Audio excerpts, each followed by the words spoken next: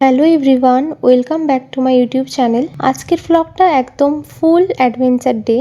Breakfast থেকে শুরু করে Nepal border, tea garden, Mirik ঘুরে শেষে শিলিগুড়ি পর্যন্ত পুরো জার্নি আপনাদেরকে দেখাবো। তো চলুন শুরু করি। সকালে ঘুম থেকে উঠে প্রথমেই রেডি হয়ে নিচে ব্রেকফাস্টে গেলাম। পাহাড়ের সকালে একটা আলাদা ফিল আছে, ঠান্ডা হাওয়া, কুয়াশা আর একদম শান্ত পরিবেশ। ব্রেকফাস্ট করে আমরা বেরিয়ে পড়লাম আজকের প্রথম ডেস্টিনেশন লেপচা জাগাত pine forest. Pine forest entry price হচ্ছে যে 5 টাকা। ও মাই গড, এখানে ঢুকতেই মনে হচ্ছিল যেন সিনেমার কোনো সিনে আছি। চারিদিকে শুধু লম্বা পাইন গাছ, নিচে শুকনো পাতা আর হালকা কুয়াশা পুরো জায়গাটাকে একদম ম্যাজিক্যাল করে তুলেছিল। হালকা ঠান্ডা হাওয়া, পাখির ডাক আর একদম নীরব পরিবেশ। সত্যি বলতে এখানে এলে মনটা একদম শান্ত হয়ে যায়। আমরা এখানে অনেক ছবি তুললাম, রিলস বানালাম আর একটু নেচারটা উপভোগ করলাম। তারপর আমরা চলে গেলাম ইন্ডিয়া নেপাল বর্ডারের দিকে। এই বর্ডার এলাকাটা মূলত পশুপতি মার্কেট নামে পরিচিত। এখানে দু দেশের ভাইব একসাথে পাওয়া যায়। রাস্তার দুই পাশে ছোট ছোট দোকান, কাপড়, শু, ব্যাগ, কসমেটিক্স সবকিছুই পাওয়া যায়। আমরা মার্কেটে ঘুরলাম, একটু শপিং করলাম আর তারপর নেপালের ভেতরেও ঢুকে পড়লাম। নেপালের রাস্তার ভিউ একদম অসাধারণ। পাহাড়ি রাস্তা, ছোট ছোট বাড়ি, লোকাল লাইফ সব মিলিয়ে দারুণ একটা এক্সপিরিয়েন্স। নেপাল বর্ডার দার্জিলিং থেকে প্রায় 1.5 থেকে 2 ঘন্টার রাস্তা, কিন্তু বিশ্বাস করো পুরো জার্নিটাই এত সুন্দর যে সময়টা বুঝতেই পারবে না। দার্জিলিং থেকে নামার সময় রাস্তার ভিউটা একদম নেক্সট লেভেল। পাহাড়ি বাঁক, নিচে গভীর ভ্যালি, চারিদিকে সবুজ চা বাগান। মনে হচ্ছিল জানলার বাইরে লাইভ ওয়ালপেপার চলছে। ইন্ডিয়ার এই পাহাড়ি রাস্তাগুলো এত সুন্দর আর শান্ত যে জার্নিটাই একটা আলাদা এক্সপিরিয়েন্স। মাঝে মাঝে কুয়াশা এসে পুরো রাস্তা ঢেকে দিচ্ছিল, একদম সিনেমেটিক ফিল। সত্যি বলছি, এই রোড জার্নিটাই ট্রিপের সবচেয়ে সুন্দর পার্ট ছিল। শুধু গন্তব্য না, রাস্তার প্রতিটা মুহূর্তই ছিল অসাধারণ। নেপাল বর্ডার ঘোরা শেষ করে আমরা এখন রওনা দিচ্ছি টি গার্ডেনের দিকে। শুনেছি এই রাস্তার ভিউ নাকি একদম অসাধারণ। চলো দেখে আসি। গাড়ি পাহাড়ি রাস্তা ধরে এগোচ্ছে। ওয়াও, রাস্তার দুই পাশে সবুজে ঢাকা ঢালু পাহাড়। কোথাও ছোট ছোট বাড়ি, কোথাও মেঘ নেমে এসে রাস্তায় ঢেকে দিচ্ছে। মাঝে মাঝে চা গাছের সারি রাস্তার পাশ থেকেই শুরু হয়ে যাচ্ছে। সত্যি বলতে এখানে আসার আগেই মনে হচ্ছিল আমরা যেন সবুজের রাজ্যে ঢুকে পড়েছি। এই রাস্তাগুলোতে একটা আলাদা শান্তি আছে, না শহরের হর্ন, না ভিড়, শুধু হাওয়া আর নেচার সাউন্ড। প্রথম ভিউটাই একদম পোস্ট কার্ডের মতো। সারি সারি ছোট ছোট চা গাছ, সব এক লেভেলে কাটা, যেন সবুজ কার্পেট বিছানো। দূরে পাহাড়, উপরে নীল আকাশ, একদম পারফেক্ট কম্বিনেশন। এখানকার লোকাল ট্রেডিশনাল ড্রেস পরার একটা আলাদা চার্ম আছে। রঙিন কাপড়, সুন্দর প্যাটার্ন আর সাথে মাথায় ওড়না বা ক্যাপ, একদম পাহাড়ি ভাইব। আমিও ট্রাই করলাম। দার্জিলিং ও আশেপাশের এলাকায় নেপালি ও লেপচা সংস্কৃতির প্রভাব আছে। নেপালি মেয়েদের ট্রেডিশনাল পোশাক হলো গুনিও চলো, আর পুরুষদের জন্য থাকে ডাওরা সুরুয়াল। এই ড্রেসগুলো সাধারণত উৎসব, বিয়ে বা বিশেষ অনুষ্ঠানেই পরা হয়। এত ঘোরাঘুরির পরে এখন একদম জোরে খিদে পেয়েছে। আমরা লাঞ্চ এখন করতে বসেছি। প্লেটে আছে গরম গরম ভাত, ডাল, সবজি আর চিকেন কারি। এই পাহাড়ি ঠান্ডা আবহাওয়ায় গরম ভাতের একটা আলাদা মজা আছে। সিরিয়াসলি বলছি, এতক্ষণ ট্রাভেল করার পরে এই সিম্পল খাবারটাই স্বর্গের মতো লাগছে। চলো আগে পেট ভরে খেয়ে নিই, তারপর আবার বেরিয়ে পড়বো আমাদের নেক্সট ডেস্টিনেশনের দিকে। অবশেষে আমরা পৌঁছে গেলাম মিরিক। এখানে ঢুকতেই একটা আলাদা শান্তির অনুভূতি আসে। না অত ভিড়, না কোলাহল, একদম রিল্যাক্সিং পরিবেশ। হ্যাঁ, আরেকটা কথা যেটা আপনাদেরকে শেয়ার করা হয়নি, সেটা হলো আজ থেকে প্রায় 15 বছর আগে ছোটবেলায় বাবা মার সাথে এই দার্জিলিং এসেছিলাম। তখন কিছুই বুঝতাম না, শুধু ঠান্ডা আর পাহাড় মনে আছে। আজ এত বছর পর আবার ফিরে এলাম সেই স্মৃতির জায়গায়। 15 বছর আগে বাবা মায়ের হাত ধরে এই দার্জিলিং এসেছিলাম। আজ একই জায়গায় দাঁড়িয়ে আছি, কিন্তু পাশে আছে আমার জীবনের সঙ্গী। সময় কত বদলে গেছে, তাই না? মিরিকের সবচেয়ে ফেমাস জায়গা হলো সুমেন্দু লেক।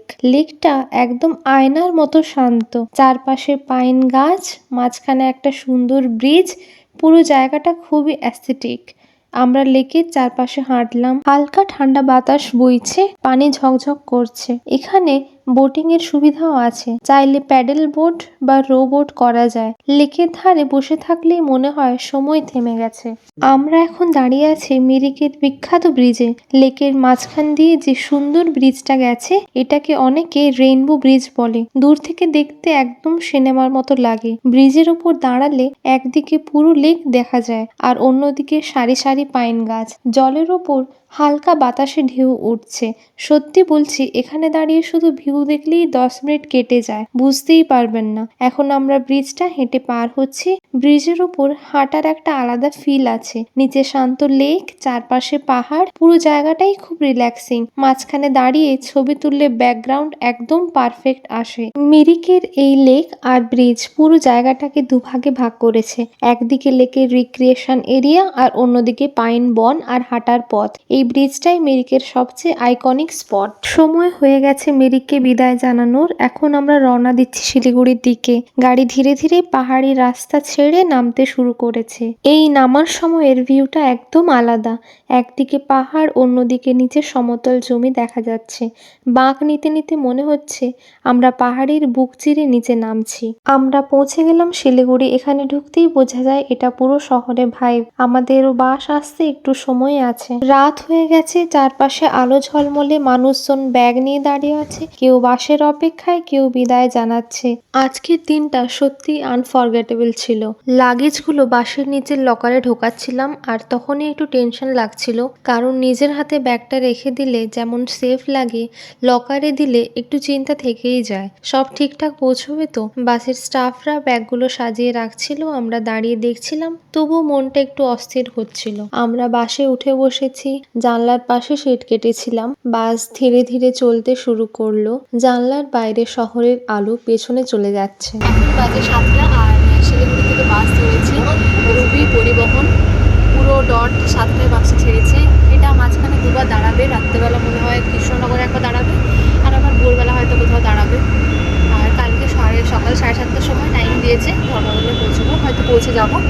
দেখা হচ্ছে ধর্মতলে। এই বাসটা বেশ কমফোর্টেবল। সিটগুলো পুশ ব্যাক, মানে রিলাইন করা যায়। লং জার্নির জন্য একদম পারফেক্ট। উপরে আলাদা রিডিং লাইট আছে, চাইলে নিজের মতো করে জ্বালাতে পারো। এসি চলছে, তাই ভেতরটা ঠান্ডা আর কমফোর্টেবল। মোবাইল চার্জ করার জন্য চার্জিং পোর্টও আছে। ট্রাভেল করার সময় এটা খুব দরকারি। লাগেজ রাখার জন্য নিচে আলাদা লকার স্পেস আছে আর ভেতরেও ছোট ব্যাগ রাখার জায়গা আছে। সব মিলিয়ে নাইট জার্নির জন্য বাসটা বেশ ভালোই লাগছে। এখন সময় রাত 1টা। সারাদিন এত ঘোরাঘুরি করার পর আমাদের অবস্থা কি জানো? একদম ব্যাটারি 1%। কিন্তু একটা জিনিস এখন খুবই জরুরি, ডিনার। আমরা এখন রেস্টুরেন্ট খুঁজছি, যেটা ফুল সেটা ভালো, যেটা খালি সেটা দেখে সন্দেহ লাগছে। শেষে একটা জায়গা ঠিক করলাম, কারণ আর হাঁটার শক্তি নেই। অবশেষে খাবার এসে গেছে।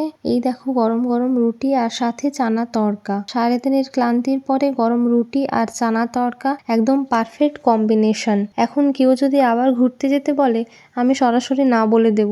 এই মুহূর্তে শুধু খাওয়া আর ঘুম, এই দুটোই লাইফ। রাতে একটু ফ্রেশ হওয়ার জন্য গরম চা খেলাম। পাহাড়ের ঠান্ডা হাওয়া আর সেই চায়ের উষ্ণতা মনটা একদম শান্ত হয়ে গেল।